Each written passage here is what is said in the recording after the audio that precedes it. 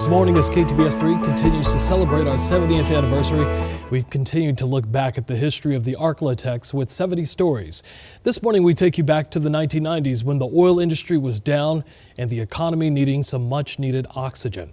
The first woman and first Republican since Reconstruction elected mayor, a businesswoman who some say had tremendous presence whenever she walked into a room. KTBS 3's Brenda Till sharing the story of Hazel Beard. There's an expression, bad luck happens in threes.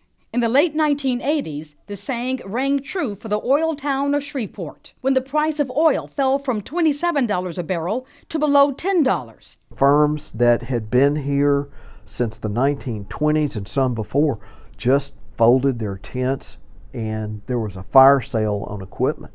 At the same time, a second financial blow was dealt. Pine beetles infested North Louisiana, and the price of lumber collapsed because nobody wanted to buy bug-ridden trees.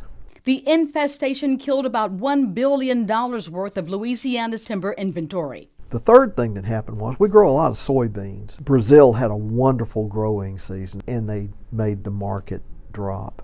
It was about that time when a bookkeeper named Hazel Beard entered politics. We served on the council together from 1986 to 1990, and then she ran for mayor. The 1990 campaign for mayor saw 3 election nights. She won the Republican primary, but the general election would go to a runoff against C.O. Simpkins. C.O. won the first, she won in the second. And C.O. came within a hair's breadth of being the first black mayor.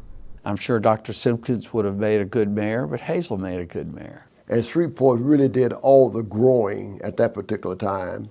She worked very, very hard for the citizens of the city of Shreveport. They knew they could trust her. In 1992, Beard created the Greater Shreveport Human Relations Commission to try to bridge race relations within the city.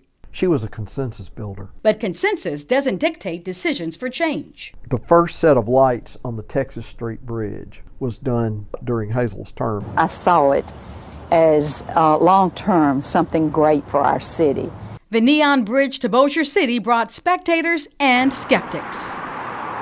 This is where Hazel Beard drew a line in the sand. The red riverbed had virtually dried up, much like the economy. Casinos would be the hope of revitalization for Shreveport and Bossier City. There would be jobs and taxable revenue. Still, Beard fought it. She was a Christian woman, and she didn't think casinos would reflect the right family values for the city. But it was coming somewhere, and so it was important to her that Shreveport share in whatever revenues and economic development were going to come from the casinos. With the gambling boats coming in and the construction that it spawned, the industry spawned, jobs were back. The first boat was hired 1,200 people. That's immediately. One riverboat quickly became 3. Then all the other boats started coming. So she really was instrumental in bypassing a lot of red tape. In 1994, near the end of Beard's single term in office, the Shreveport Bossier gaming industry was launched.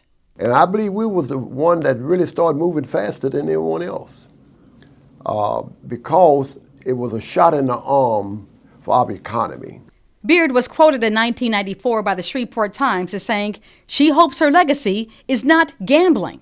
Your legacy is growth, and Shreveport was growing at that particular time.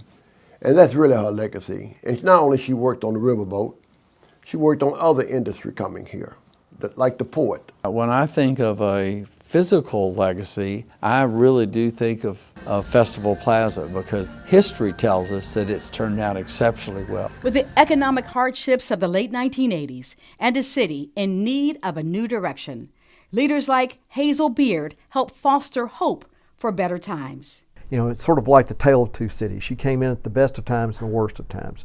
Just as bad things came in threes, so did good things. Brenda Till, KTBS 3 News. Beard and her husband retired to the Texas Hill Country. She died back in 2022 at the age of 92.